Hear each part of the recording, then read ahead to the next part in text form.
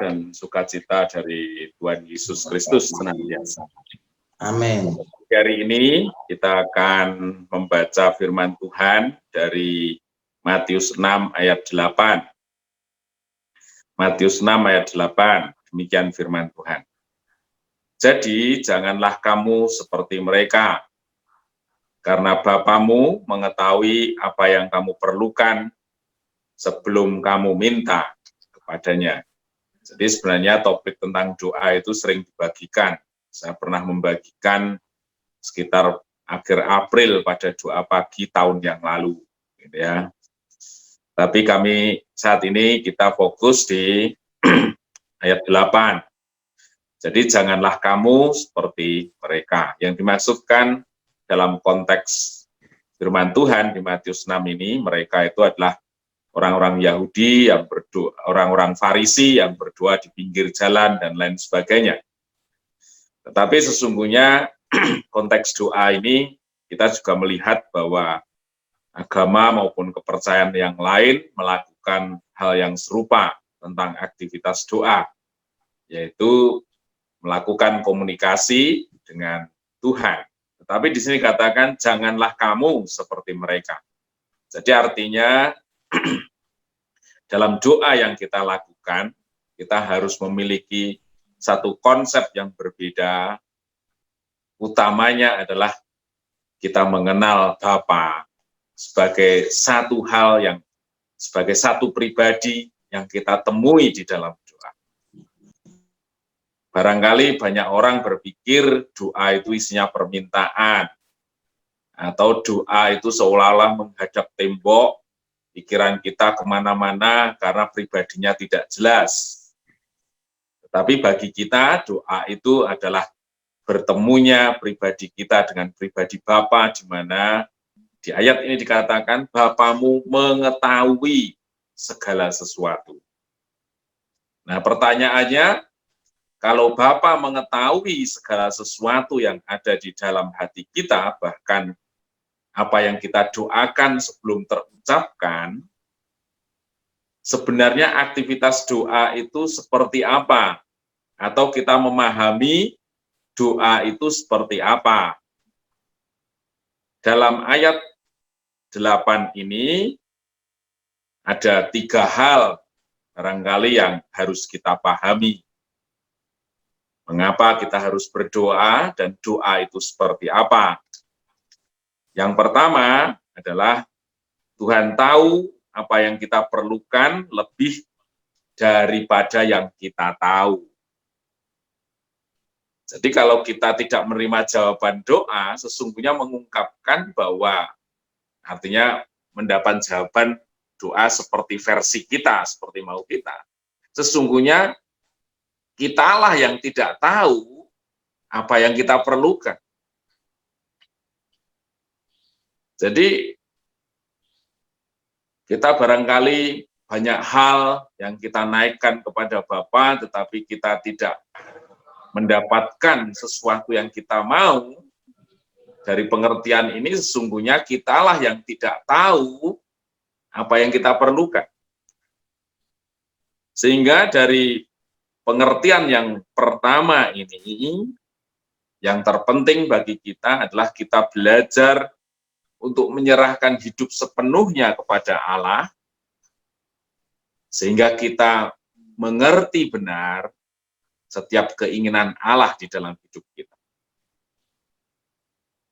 Jadi, misteri mengenai doa adalah menyingkapkan seberapa kita tahu tentang keinginan kita sendiri, dan pada akhirnya kita harus menyesuaikan keinginan kita dengan keinginan Allah.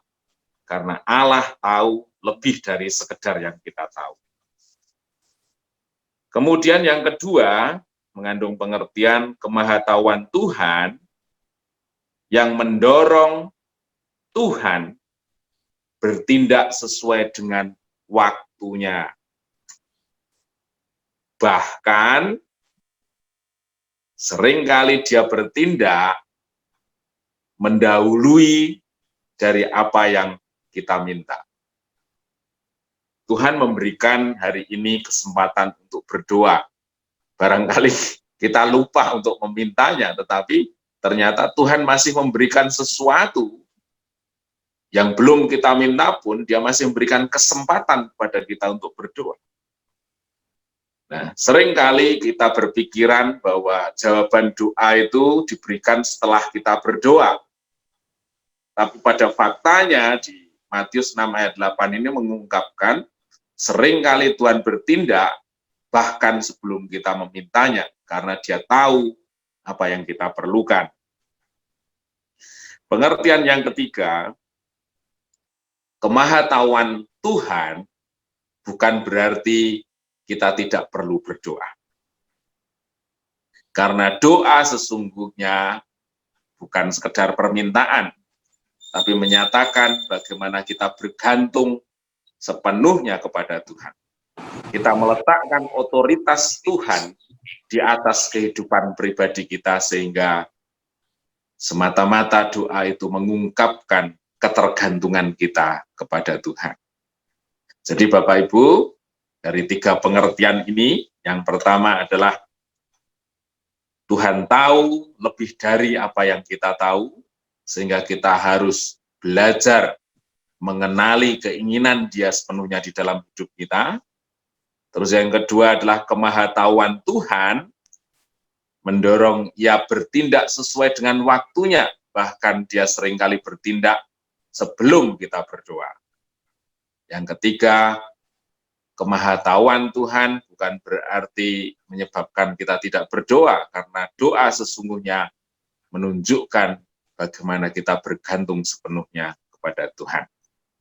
Dari pengertian ini, kita terus meminta untuk bangsa kita, untuk umat Tuhan, itu semata-mata kita menunjukkan, Tuhan, bekerjalah Engkau seperti yang Engkau mau, karena aku pun memiliki keinginan yang sama seperti Tuhan. Hidup saya, hidup kita terus dimurnikan sesuai dengan keinginan Tuhan. Kita akan melihat bagaimana tergenapi permohonan kita sesuai dengan waktunya, dan itu pasti waktu yang sempurna bagi Dia. Mari kita awali pada pagi hari ini dengan berdoa. Terima kasih Tuhan Yesus atas firman-Mu, mari ajari kami untuk kami memposisikan dengan tepat setiap pribadi kami di hadapan Tuhan. Sesungguhnya Engkau Allah yang Maha Tahu, Engkau Allah yang begitu mengasihi hidup kami. Bahkan rencana-Mu jauh lebih sempurna dibanding apa yang kami pahami tentang hidup kami. Oleh karena itu Tuhan, melalui doa ini, kami terus belajar kepada Tuhan untuk menyingkapkan isi hati-Mu terang benderang bagi kami, dan kami sungguh tinggal dalam setiap rencana Tuhan. Berlakulah hukum-Mu atas seluruh hidup kami. Berlakulah waktu-Mu atas seluruh waktu kami. Karena kami menyadari Engkau Allah yang sempurna rancangan-Mu dalam seluruh hidup kami, dan Engkau Allah yang berencana sempurna atas semua hidup kami. Terima kasih pada pagi hari ini, kami sungguh percaya bahwa Engkaulah Allah segala-galanya. Engkau Allah yang berkuasa dari ujung sampai ujung, dari batas waktu sampai akhir waktu. Engkau Allah yang berperkara bagi setiap umat-Mu, bagi setiap negeri ini, bagi segala hal yang Engkau inginkan itu tetap terjadi, dan demikian adanya. Terpujilah nama-Mu Tuhan. Di dalam nama Tuhan Yesus Kristus kami berdoa.